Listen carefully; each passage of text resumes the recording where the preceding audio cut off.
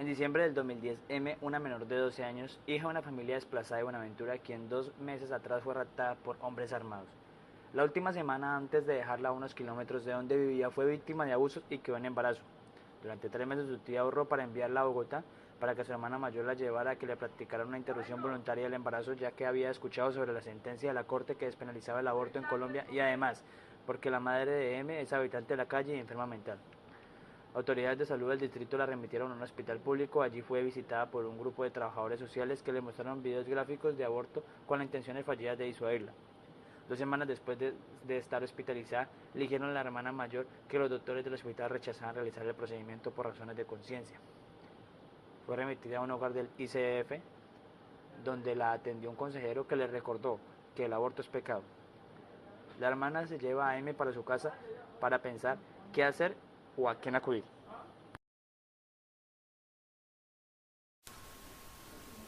El tema que vamos, el tema que vamos a tratar es sobre el aborto. Es una problemática que se ha venido presentando a diario en nuestro país, en varios municipios, departamentos, corregimientos, etc. Vivimos en una sociedad donde la mayoría de adolescentes piensan que abortar es una manera sencilla de acabar con la vida de un ser inocente. Pero en nuestro país existen muchas niñas adolescentes víctimas de la violación, como lo pudimos ver en el caso que estábamos analizando de nuestros trabajos anteriores, el caso de M, la niña adolescente que fue víctima de la violación por un grupo de hombres armados, que estas personas se aprovecharon quizás de pronto por la situación económica que sufría esta familia, por la discapacidad que tenía su madre, que era una persona enferma mental, que por la violencia, por tanto narcotráfico, matoneo y todo ese tipo de cosas, tuvieron que dejar su lugar de residencia, tuvieron que abandonar sus tierras. Esta niña fue producto de un abuso sexual no deseado. La niña pensó en abortar, pero entonces sabemos que el aborto es quitarle la vida a un ser inocente, sin capacidad de defenderse, un ser que es totalmente inocente, como lo dije anteriormente, que no tiene la capacidad de defenderse y de no haber llegado aún a ver la vida desde fuera de una panza.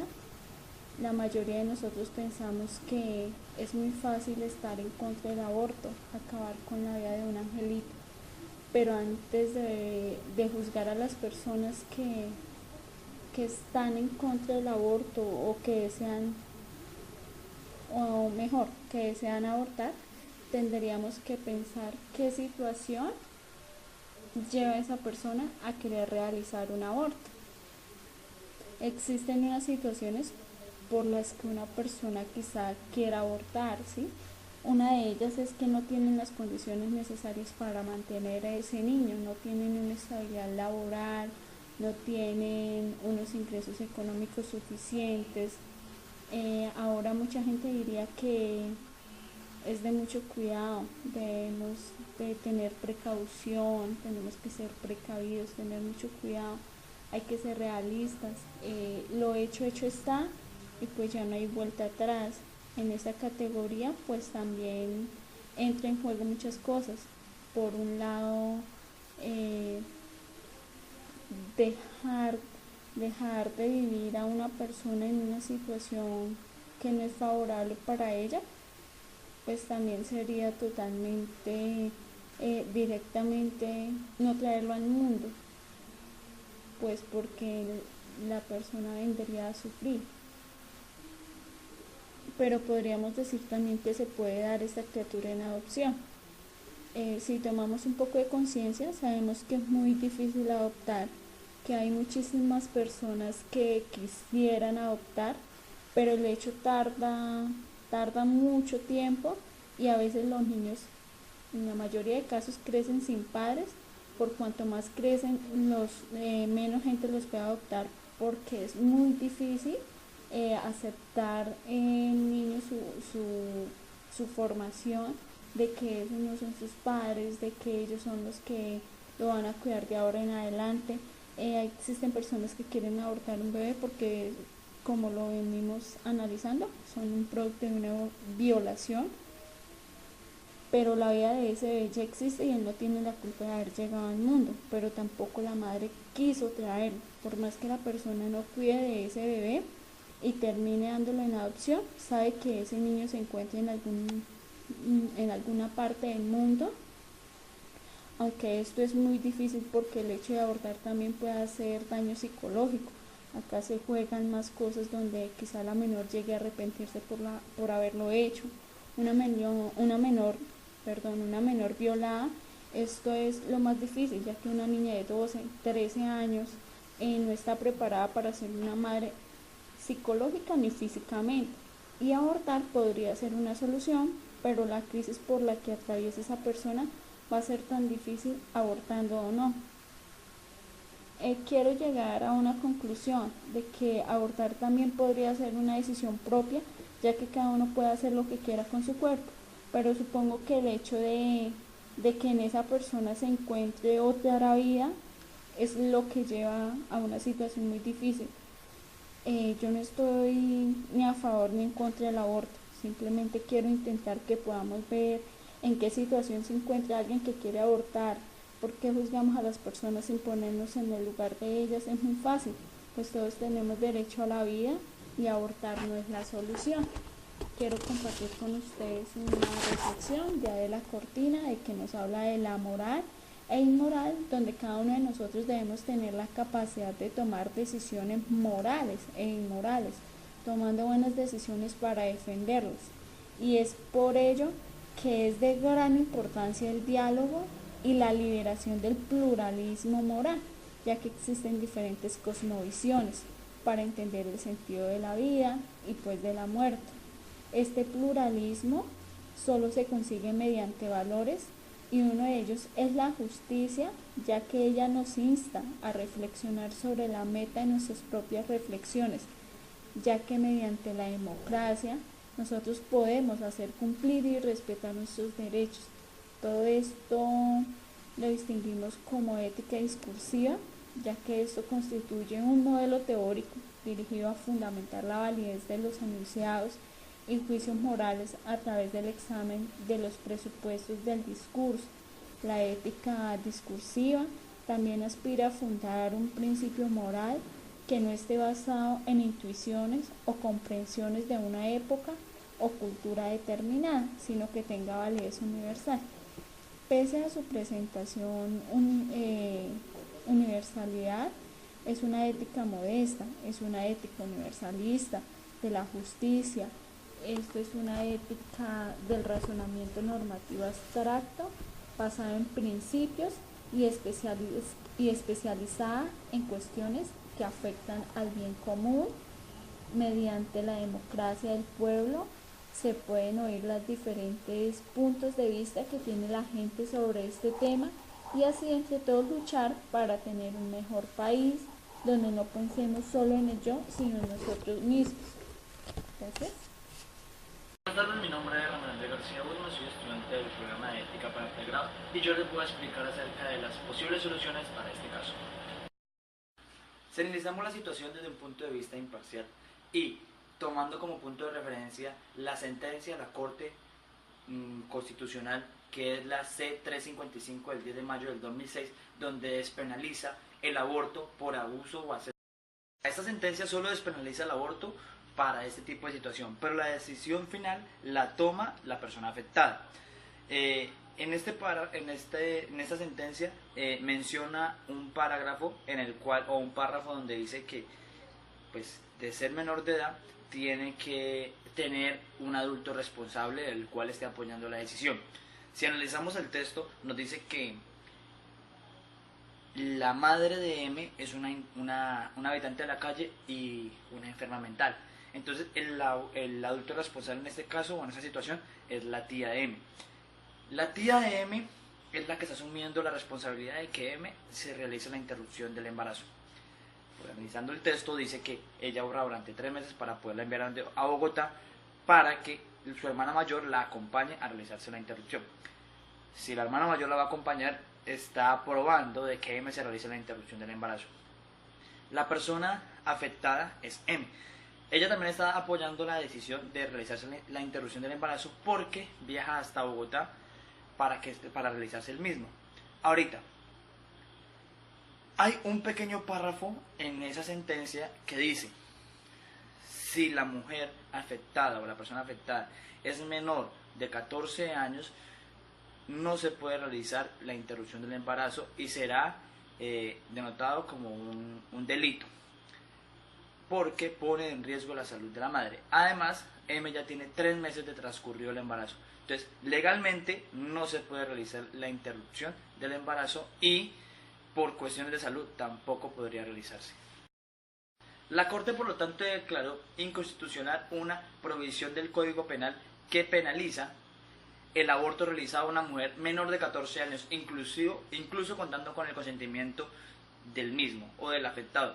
O sea, este es el pequeño párrafo en el cual menciona o dice que el menor de 14 no se puede realizar el embarazo. Además, en este párrafo declara culpable al Estado, porque ese es uno de los fines del Estado, garantizar la seguridad de todas las personas que se encuentran o todos sus habitantes. Teniendo claro que M no se puede realizar de una forma legal la interrupción del embarazo, pasamos a otras instancias, que es analizar qué debe hacer M.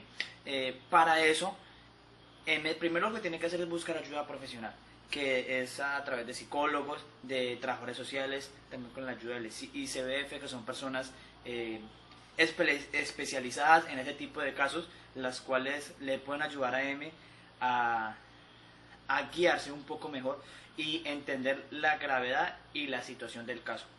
Después de solucionar el problema psicológico el cual tiene M en estos momentos, sería pasar a instancias legales. El Código Penal colombiano, el artículo 161, el cual dice: del Código Penal colombiano, la agresión sexual realizada con o sin violencia que se considere un acceso carnal en un menor de 15 años de edad o en persona o en otra persona, aprovechándose de su enajenación mental, de su estado de inconsciencia o de su incapacidad de resistir, será sancionado con prisión de 8 a 12 engaños. Quien mediante engaños coloque en estado de inconsciencia a la víctima o incapacite para resistirse, incurrirá en la misma pena si realiza la conducta descriptiva en el inciso primero de este artículo. Quien mediante engaños coloque en estado de inconsciencia a la víctima o incapacite para resistirse, incurrirá en la misma pena si realiza la conducta descriptiva en el inciso primero de este artículo. Si concurriera cualquiera de las circunstancias señaladas en el inciso segundo del artículo anterior, la sanción será de 14 a 20 años de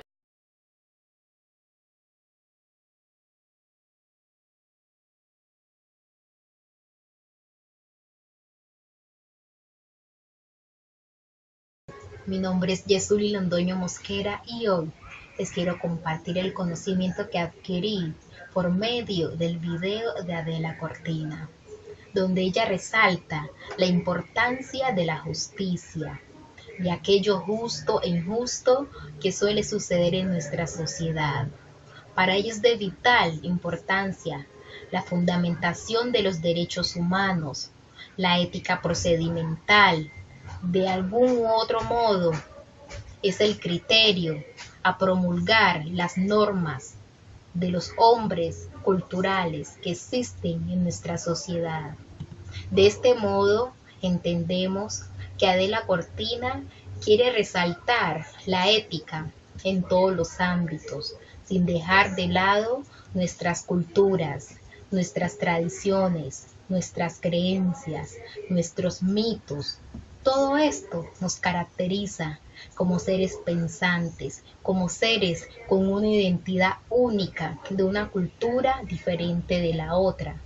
Yo soy consciente porque yo pertenezco a una cultura donde muchos hacen parte donde todos compartimos diferentes modos de pensar, con nuestra forma de expresión, con nuestros principios éticos que nos rigen, que nos hacen partícipes a una sociedad.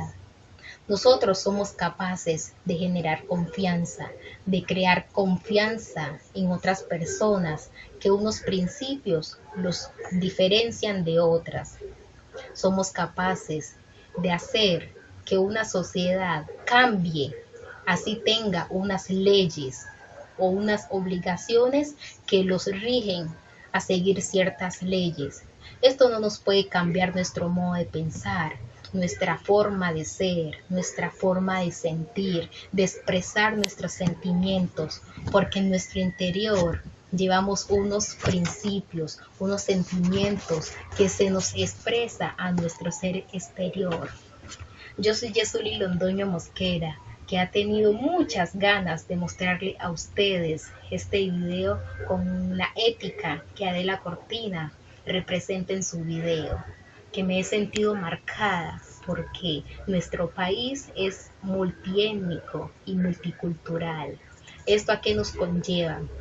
A que todos pertenecemos a una sociedad donde somos capaces de ser útiles a la sociedad, aportando ciertos conocimientos y trabajar de manera conjunta para que nuestros propósitos, nuestros planes, nuestras ideas se lleven a cabo, para que nuestro destino sea provisorio, para que todos seamos capaces de ser conscientes de nuestras actitudes, de ser responsables consigo mismo y de generar un ámbito, un espacio de ciertas confianzas. Todo esto lleva a un cambio interior-exterior.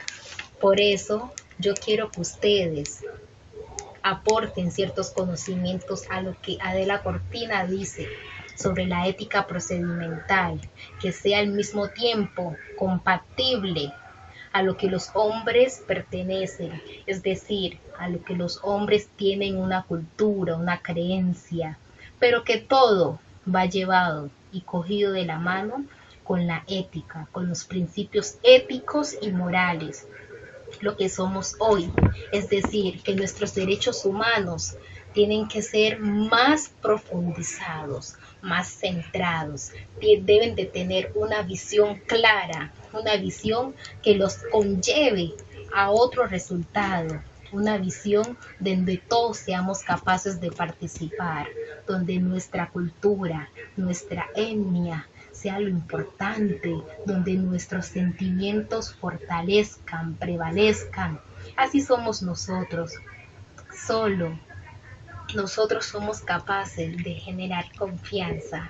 Por eso, compañeros, es muy importante que nosotros tengamos unos derechos humanos fortalecidos, unos derechos humanos que tengan gran sentido de pertenencia, que no sean cambiados, que no sean modificados, porque nosotros lo llevamos en nuestra sangre, en nuestros ancestros, y que por unas leyes de cultura política no podemos cambiar, no podemos dejar de lado.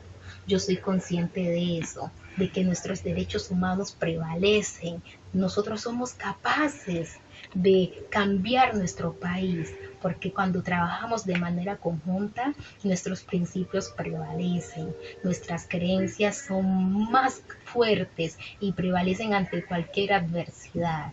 Por eso, cuando todos tenemos unos principios claros, somos capaces de hacer que todas las cosas salgan a flote.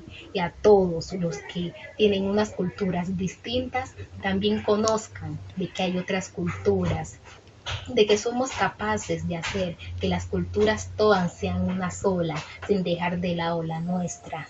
Por eso, compañeros, los invito a que aportemos más a esta cultura, a que seamos capaces de hacer y crear conciencia. No seamos más que nuestros derechos humanos estén de segundo plano, sino que nuestros derechos humanos prevalezcan ante la sociedad, que es lo más importante. Que nuestros derechos humanos sean los únicos que nos identifiquen ante una sociedad y no ciertas leyes, ciertos capítulos de la política que nos hacen ser como trabajadores o hacedores de ellos. Nosotros somos seres humanos, seres pensantes, que podemos hacer que nuestra sociedad sea libre, que tenga una democracia libre, que seamos partícipes de todas las organizaciones, que seamos partícipes ante cualquier reunión, ante cualquier comunión, ante cualquier manifestación, porque son nuestros derechos humanos. Bueno, compañeros, muchas gracias. Vamos a rescatar algunas conclusiones de ese trabajo. Y pues una de ellas se podría decir que se identifica que la justicia penal colombiana es un poco flexible ante ese tipo de situaciones como son los violadores, porque da penas de entre 8 y 20 años dependiendo si es concurrente en esa misma pena. Según la Corte Constitucional, no será considerado un delito el aborto en tres situaciones especiales. Una, cuando se ponga en riesgo la salud, ya sea física o mental de la madre, cuando el embarazo sea resultado de una violación o un incesto, y cuando los diagnósticos sean graves de malformaciones fetales que hagan inviable la vida fuera del útero del bebé. La Corte también considera un delito si se realiza una interrupción de un embarazo a una menor de 14 años, así